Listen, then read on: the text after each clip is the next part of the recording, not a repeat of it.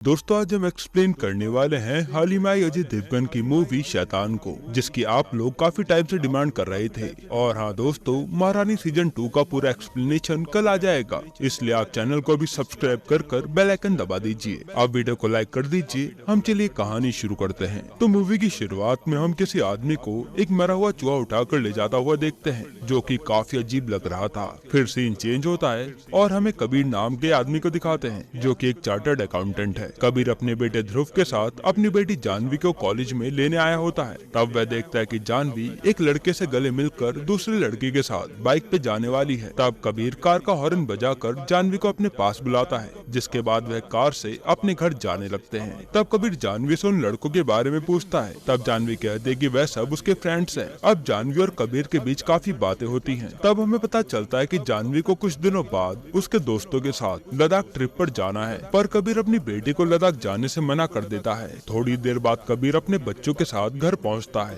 तब हम कबीर की वाइफ को देखते हैं, जिसका नाम ज्योति है और वह एक हाउसवाइफ है। जानवी अब घर में अपने मम्मी पापा को लद्दाख ट्रिप पर जाने के लिए मनाती है। तब कबीर काफी मिन्नतों के बाद जानवी को हाँ कर देता है, पर कबीर की दो कंडीशन थी कि उसको जानवी को उसके सारे फ्रेंड्स के फोन नंबर देने होंगे और जानवी उसको टाइम टाइम पर उसकी लोकेशन भेजती रहेगी। दरअसल कबीर ये सब इसलिए कर रहा था क्योंकि उसको जानवी की काफी फिक्र रहती थी। अब जानवी की लद्दाख ट्रिप पर जाने में अभी काफी टाइम था, तो कबीर की फैमिली 2-3 दिन उनके फार्म हाउस एंजॉय करने का प्लान करते हैं, क्योंकि कबीर भी कभी कभी अपने कामों से फ्री हो पाता था। अगले दिन कबीर की फैमिली उनके फार्म हाउस के लिए निकलते हैं, जहाँ वे रास्ते में काफी एंजॉय करते हैं। थोड़ी देर बाद ये सब एक ढाबे में खाना खाने के लिए रुकते हैं, जहाँ पहले कबीर अपने बेटे ध्रुव को वॉशरूम ले जाता है। तब कबीर को वहाँ एक आदमी दिखता है, जो की काफी अच्छी फैमिली से लग रहा था, जिसका नाम वनराज कश्यप होता है। उसके बाद कबीर की फैमिली खाना ऑर्डर करती है। तब जानवी को पराठों में ऑयल कुछ ज्यादा ही लगता है, इसलिए वह पराठे नहीं खाती। कबीर अब काउंटर पर चाय लेने जाता है। तब काउंटर वाले के पास 500 रुपए के छुट्टे नहीं थे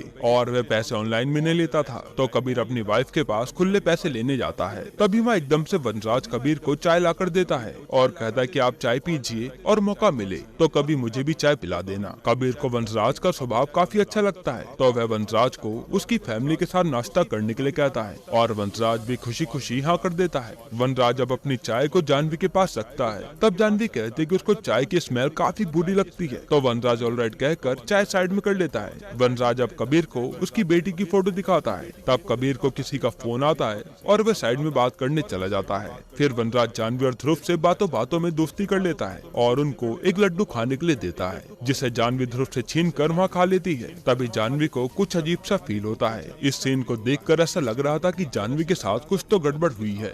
इसके बाद कबीर टेबल पर खाने के लिए आ जाता है। तब वनराज जानवी को भी पराठे खाने के लिए कहता है और वह चुपचाप पूरा पराठा खा लेती है, जो कि कुछ टाइम पहले उसको काफी ऑयली लग रहा था। जानवी को अब कुछ अजीब सा लगता है और वह अपनी फैमिली को वहाँ से जाने के लिए कहती है, जिसके बाद वह सब जाने लगते हैं। अब जब जानवी गाड़ी में बैठी थी, तब वनराज जानवी के पास आकर उसको चुपके से बिस्किट का पैकेट देकर कहता है कि तुम ये बिस्किट फार्म हाउस पहुँचकर खा लेना, और जानवी हाँ कर देती है। यहाँ जानवी वनराज की हर बात मानने जा रही थी, जैसे वनराज ने उसको अपने वश में कर लिया हो। कबीर की फैमिली अब अपने फार्म हाउस पहुँचती है। तब जानवी सबसे पहले वही बिस्कुट खा लेती है। उसके बाद कबीर अपनी फैमिली के साथ काफी एंजॉय करता है। इसके बाद ज्योति अपना फोन चावल के डब्बे में रखती है, क्योंकि वह भीग गया था। और फिर जैसे ज्योति अपने कपड़े चेंज करके टेरिस पर जाती है, तब वह देखती कि वनराज उनकी फार्म हाउस के गेट पर खड़ा है, जो कि काफी अजीब बात थी। ज्योति अब कबीर को जाकर सारी बात बताती है कि वह ढाबे वाला इंसान उनका पीछा करते करते उनके फार्म हाउस तक आ गया। तब कबीर अपने कपड़े चेंज करने घर में जाता है और वह देखता है कि वनराज तो उनके घर के अंदर घुस चुका है, जिसको जानवी ने ही गेट खोलकर अंदर बुलाया था। वनराज अब कबीर को कहता है कि उसकी फोन की बैटरी डेड हो गई है, उसको उसकी बेटी से अर्जेंट बात करनी थी। तो वह आसपास हेल्प मांग रहा था, तो उसको कबीर की वाइफ दिख गई, इसलिए वह उनके घर पे हेल्प मांगने आ गया। फिर वनराज कबीर को कहता है कि उसका फोन 15 मिनट में चार्ज हो जाए, तो वह चला जाएगा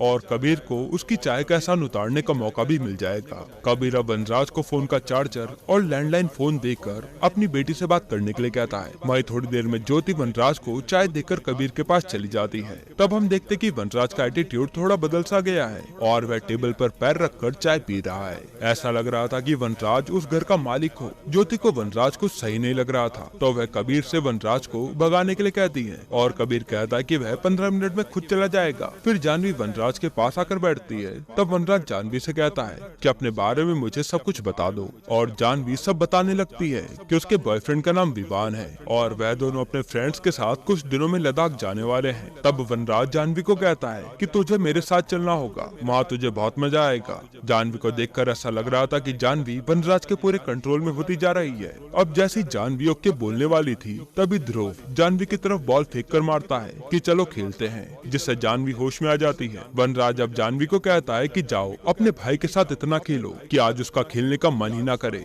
अगले सीन में हम देखते कि जानवी ध्रुव को जोर जोर से झूले पर घुमा रही है, जिससे ध्रुव डर के मारे चिल्लाने लगता है। तब जानवी के मम्मी पापा दोनों आकर जानवी को रुकने के लिए कहते हैं, पर वह नहीं मानती। पर जैसे ही वनराज जानवी को रुकने के लिए कहता है वह एकदम से रुक जाती है। तब कबीर और ज्योति जानवी को डांट कर ध्रुव को ले जाते हैं और अब वनराज कबीर के घर में ही रुकता है क्योंकि बाहर बहुत तेज बारिश हो रही थी। इसके बाद रात को अब जब सब लोग खाना खा रहे थे तब वनराज कबीर के फैमिली मैटर में काफी टांग अड़ा रहा था, जो कि कबीर को अच्छा नहीं लगता। तो कबीर वनराज को कहता है कि उसका फैमिली मैटर है, तुम इंटरफेयर ना करो और तुम्हें हमारी फैमिली के बारे में कुछ भी नहीं पता। जिस पर वनराज कहता है कि मुझे तुम्हारे परिवार के बारे में सब कुछ पता है, और वो बताता है कि तुम्हारी बेटी के बॉयफ्रेंड का नाम विवान है, जो कि अपने 10 फ्रेंड के साथ लद्दाख जाने वाली है। ये सुनते ही कबीर अब जानवी पर गुस्सा करता है कि तुमने ये सब वनराज को क्यों बताया। तब जानवी कहते कि पता नहीं पापा, जो भी वनराज अंकल बोल रहे हैं मेरा वही करने का मन कर रहा है, जो कि मैं करना भी नहीं चाहती। वनराज अब जानवी को कहता है कि तुम अपने बॉयफ्रेंड को फोन करके बोलो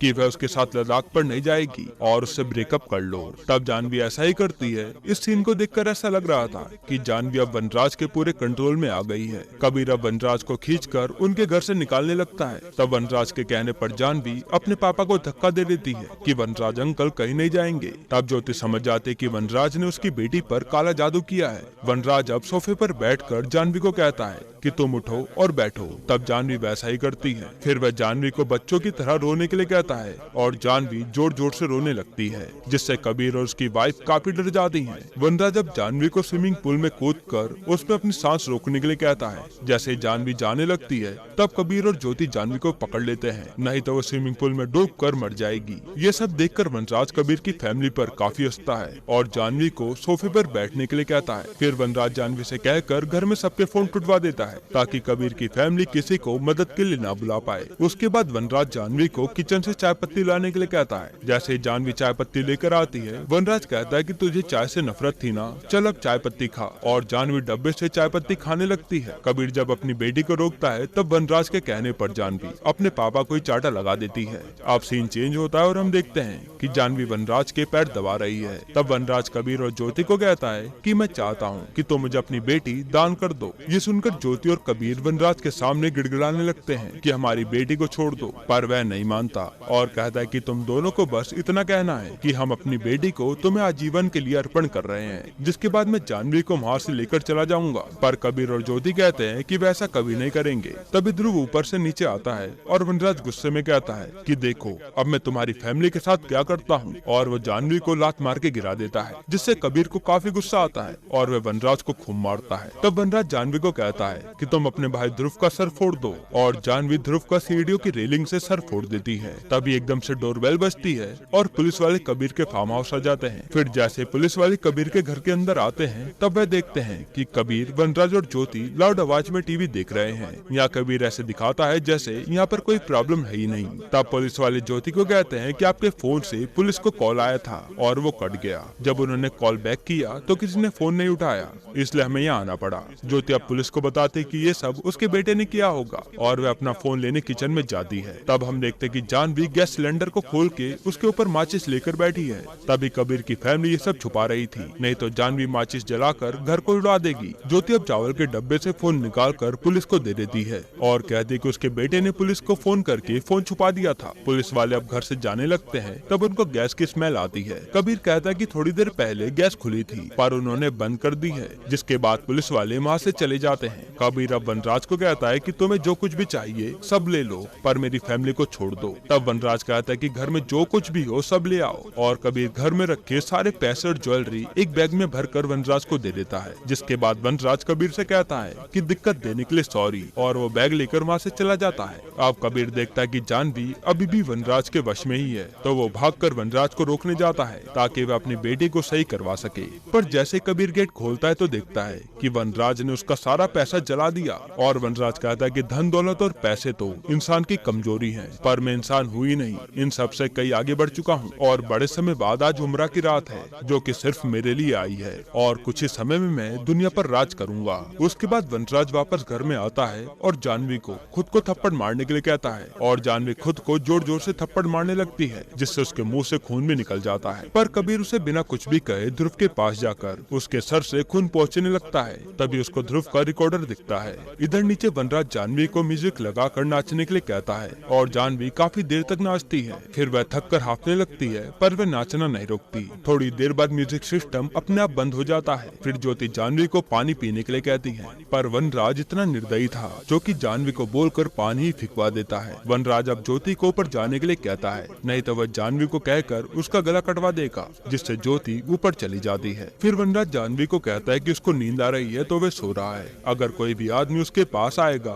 तो उसको जान से मार देना। ज्योति अब कबीर को डर के मारे कहती है कि वनराज जानवी को ले जाएगा, पर कबीर कहता है कि नहीं, वह ऐसा कभी होने नहीं देगा। कबीर अब चुपके से वनराज के पास जाता है, तब वह देखता है कि जानवी वनराज को गार्ड कर रही है। फिर एकदम से जानवी खड़े खड़े टॉयलेट कर देती है। ये सब देखकर कबीर का दिल टूट जाता है कि उसकी बेटी का ये क्या हाल हो गया और वह ये बात जाकर ऊपर ज्योति को बताता है। तब ज्योति नीचे आकर वनराज को कहती है कि उसको जानवी को वॉशरूम ले जाना होगा, पर वनराज मना कर देता है और जानवी को उसकी शॉर्ट्स में उतारने के लिए कहता है। जानवी ऐसा ही करती है। तब ज्योति फटाफट जाकर जानवी को पजामा लाकर पहना देती है और वह देखती कि जानवी ये सब करके रो रही है, पर वह कुछ भी कर नहीं सकती। अब ज्योति से रहा नहीं जाता तो वह वनराज को चाकू से मारने लगती है, पर वनराज ज्योति को रोक लेता है। इधर हम देखते हैं कि कबीर ऊपर की विंडो से लटक कर नीचे आ रहा है और यहाँ वनराज अब ज्योति का गला पकड़ लेता है, पर ज्योति वनराज से बचकर उसको ही मारने लगती है। तभी जानवी चाकू से ज्योति को मारने आती है, पर कबीर अहम मौके पर पहुंचकर जानवी को रोक लेता है। इसी दौरान जानवी कबीर के पैर में ही चाकू मार देती है, मगर कबीर जानवी को पकड़कर बांध देता है। फिर कबीर वनराज को बड़ी बुरी तरह से मारता है। तब वनराज जानवी को जोर जोर से हंसने के लिए कहता है कि जब तक तुम मर नहीं जाती तब तक हंसते रही हो। अब जानवी की हंसी से सबके कानों में दर्द होने लगता है और वे डर के मारे वनराज को छोड़ देते हैं। फिर वनराज कबीर को कहता है कि तुम मुझे अपनी बेटी अर्पण कर दो, फिर मैं उसे जल्दी आजाद कर दूंगा। साथ ही वनराज कहता है कि तुम्हारे बेटे को दर्द हो रहा है ना, तो मैं उसे दर्द से मुक्ति देता हूँ, क्यों ना उसे मार दूं। जिसके बाद वह जानवी से ध्रुव को जान से मारने के लिए कहता है और जानवी अब चाकू लेकर ऊपर ध्रुव को मारने जाती है। तब कबीर और ज्योति जानवी को पकड़ के स्टोर रूम में ले जाते हैं और जानवी एकदम से नॉर्मल हो जाती है। साथ ही कहती है कि पता नहीं पापा मैं ये क्या कर रही हूँ। जिसके बाद वे एकदम से अपने मम्मी पापा को स्टोर रूम में बंद करके ध्रुव को मारने जाती है, पर ध्रुव रूम में नहीं होता। जिसके बाद जानवी ध्रुव को हर तरफ ढूंढती है, पर वे उसको कहीं मिलता नहीं। इसके बाद जानवी छत पर जाती है और उसी रूम में ध्रुव था, जो कि डर के मारे पानी की टंकी पर चढ़ जाता है। इतने में कबीर और ज्योति भी स्टोर रूम के गेट को तोड़कर ध्रुव को बचाने जाते हैं, पर जैसे ही कबीर सीढ़ी से टंकी पर चढ़ता है, जानवी कबीर के हाथ में चाकू मारकर उसे गिरा देती है। फिर जानवी ध्रुव को ऊपर से ही फेंक देती है। ये देखकर कबीर जल्दी से बाहर जाता है। यहाँ कबीर और ज्योति को लग रहा था कि उसका बेटा मर गया, पर ध्रुव की एकदम से सांसें चलने लगती हैं। ये देखकर वह दोनों वनराज की बातों को रिपीट करके उसको अपनी बेटी अर्पण कर देते हैं, ताकि वह ध्रुव को तो हॉस्पिटल ले जाकर बचा पाए। इसके बाद वनराज जानवी को अपने साथ जंगल ले जाता है और अगले सीन में कबीर ध्रुव को गाड़ी में बैठाता है। तब ध्रुव अपने पापा से कहता है कि जानवी दीदी को किसी भी हाल में बचा लो, और ज्योति ध्रुव का इलाज कराने के लिए हॉस्पिटल ले जाती है। कबीर अब अपने हाथ में पट्टी बांधकर साइकिल से वनराज को ढूंढने जाता है और फिर वो गार्ड का फोन भी ले लेता है। तब हमें पता चलता है कि जब कबीर विंडो से नीचे आया था, तब उसने चुपके से वनराज के फोन को अपने फोन से लोकेट कर लिया था, ताकि वह वनराज का पता लगा सके कि वह कहाँ जाएगा। वनराज अब जंगल के बीचों बीच अपने अड्डे पर जाता है। तब हम देखते हैं कि वनराज ने वहाँ पर काफी सारी लड़कियों को वश में करके रखा हुआ है। उसके बाद वनराज अपने असली रूप में आता है और हमें पता चलता है कि वनराज तो एक काफी खतरनाक तांत्रिक है, जो कि आज 108 लड़कियों की आग में बलि देकर जादुई शक्तियाँ प्राप्त करना चाहता है। जिसके बाद वनराज किसी भी आदमी को अपनी आंखों से देखकर ही वश में कर पाएगा और दुनिया पर राज करेगा। वनराज अब मंत्र पढ़ के गुड़िया को आग में डालने लगता है और आखिरी गुड़िया आग में जाने के बाद सभी 108 लड़कियों को आग में कूदना था। जिसके बाद वनराज को सारी शक्तियाँ मिल जाएंगी। इधर कबीर फोन की लोकेशन से वनराज को ढूंढते हुए आता है। तब रास्ते में वनराज के गुंडे कबीर को पकड़कर मारने लगते हैं, पर कबीर उन सबको घायल करके अपनी बेटी को बचाने जाता है। और वह जैसे ही वहाँ पहुँचता है तो कबीर वनराज को देखकर चौंक जाता है कि वनराज ये सब क्या कर रहा है। इतने में वनराज के गुंडे पीछे से आकर कबीर को घायल कर देते हैं और कबीर को पकड़कर वनराज के आगे डाल देते हैं। वनराज अब कबीर के सामने मंत्र पढ़ के अपनी आखिरी गुड़िया आग में डालने ही वाला होता है। तब कबीर जानवी को देखता है जो कि आग में कूदने वाली थी, तो वो आग की जलती हुई लकड़ी वनराज के पैर में मारता है, जिससे वह काफी चिल्लाता है। फिर कबीर वनराज की जीभ पकड़कर उसको काट के आग में डाल देता है ताकि वनराज कभी कुछ बोल ही ना पाए और कोई भी लड़की उसका ऑर्डर ना माने। वनराज जब दर्द से चिल्लाता है तब सारी लड़कियां कबीर को काट के खाने के लिए आती हैं, क्योंकि वनराज ने लड़कियों को कहा था कि जो भी कोई उस पर हमला करे वे उसको काट के खा जाए। सारी लड़कियां कबीर को घेर लेती हैं। तब कबीर वनराज की रिकॉर्डिंग चलाता है जिसमें वनराज ने कहा था कि तुम पहले की तरह मुस्कुराओ और पहले की तरह ही नॉर्मल हो जाओ, मैं तुम्हें आजाद करता हूँ। और हमें पास्ट का सीन दिखाते हैं जहाँ कबीर को उसके बेटे का रिकॉर्डर मिला, जिससे उसके दिमाग में आइडिया आया और उसने वनराज की सारी बातें रिकॉर्ड कर ली। वनराज ने उस रिकॉर्डिंग में काफी कुछ कहा था, पर कबीर ने उसे एडिट करके ये रिकॉर्डिंग बना ली। अब वनराज की रिकॉर्डिंग सुनकर सारी लड़कियां धीरे धीरे नॉर्मल हो जाती हैं। फिर कबीर अपनी बेटी को गले से लगा लेता है। इसके बाद सीन चेंज होता है। तब पुलिस वाली मैडम कबीर को हॉस्पिटल में आकर बताती हैं कि पुलिस ने सारी लड़कियों को उनकी फैमिली के पास पहुंचा दिया है और सारी फैमिलीज अपने बच्चों से मिलकर काफी खुश हैं, क्योंकि उन्हें तो लगा ही नहीं था कि वो कभी उनसे मिल भी पाएंगे। फिर पुलिस वाली मैडम कबीर को बताती हैं कि वनराज उनको कहीं मिला ही नहीं, जो कि शायद भाग गया होगा। और हम देखते हैं कि वहाँ कबीर की पूरी फैमिली एकदम ठीक है। अब हमें 1 साल बाद का सीन दिखाते हैं, जो कि मूवी की शुरुआत में एक आदमी चूहा उठाकर ले जा रहा था। दरअसल वह कबीर ही था। कबीर अब चूहे को उठाकर एक अंधेरे तहखाने में ले जाता है। तब हम देखते हैं कि कबीर ने वनराज को कैद करके रखा हुआ है और वह उसको खाने के लिए मरा हुआ चूहा देता है और साथ में चाय पत्ती देता है, जो कि वनराज ने उसकी बेटी को खाने के लिए दिया था। मतलब कि कबीर वनराज को 1 साल से इसी तरह से तड़पा रहा था, क्योंकि उसने उसकी फैमिली का बुरा हाल जो किया था। फिर कबीर वनराज को कहता है कि तो खुद को शैतान कहता था ना, पर अब मैं तेरे लिए शैतान बन गया हूँ। जिसके बाद कबीर वनराज को तहखाने में छोड़कर चला जाता है और ये मूवी यहीं पर खत्म होती है। दोस्तों, आपको ये मूवी कैसी लगी हमें कमेंट में जरूर बताइएगा, और अगला एक्सप्लेनेशन आपको कौन सी मूवी पर चाहिए वो भी कमेंट कीजिएगा। बाकी अगर आपको हाल ही में आई एक कमाल की वेब सीरीज देखनी है तो आप ये वीडियो देख लीजिए।